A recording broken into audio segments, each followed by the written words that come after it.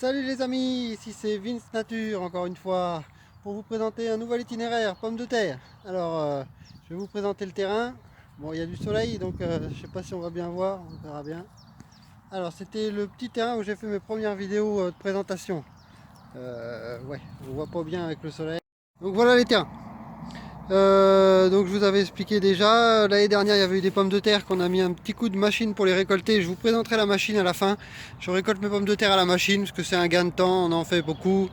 Et puis bon, c'est bien pratique, mais ça travaille un peu le sol, quoi. Donc voilà. Alors l'itinéraire, je vais faire 3 itinéraires différents sur la pomme de terre. Je vais les faire comme ça. L'année dernière, les pommes de terre étaient juste, on avait étalé de la paille, on avait planté ça avec une canne à planter, et puis on récoltait les pommes de terre dans la paille.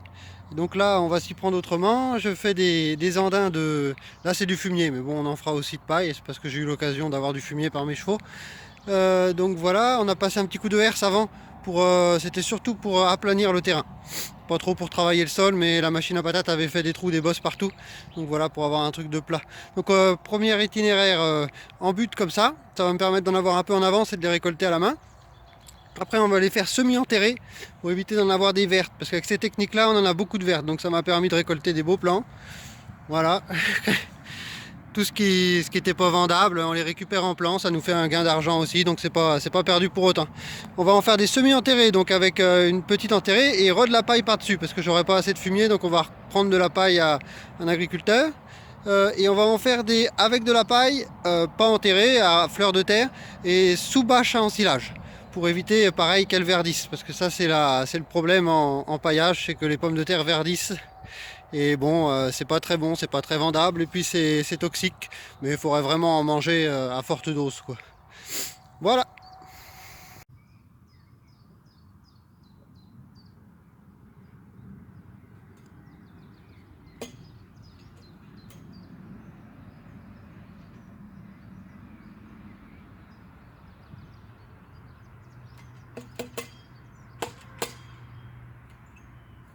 Voilà, donc je vais en profiter pour vous présenter un petit matériel qui s'appelle la canne à planter. Ça se présente comme ça. Bon, c'est pas évident avec le soleil, hein, désolé. Hop, un bec en bas qui s'ouvre avec une poignée comme ça. Je crois que ça vient d'Australie, un truc comme ça. C'est bien pratique, ça évite de se baisser.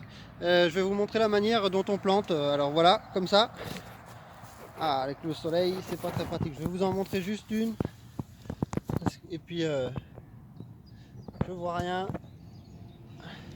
Donc bon, on plante la canne à planter comme ça. Hop, on met la patate dans le trou. Et puis après, on pousse la poignée.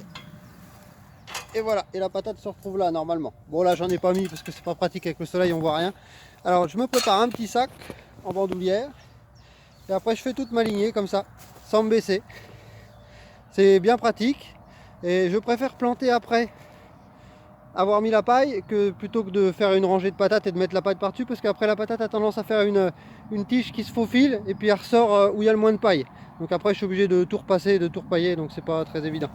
Donc voilà pour l'itinéraire pommes de terre. Puis on verra pour la suite les autres méthodes. Et puis après ça sera après ou avant, entre les deux, je sais pas, échalote, oignon. Voilà, j'espère que ça vous a plu. N'hésitez pas à vous abonner, mettez un pouce, un commentaire, posez des questions. On est là pour ça. Bonne journée avec le soleil.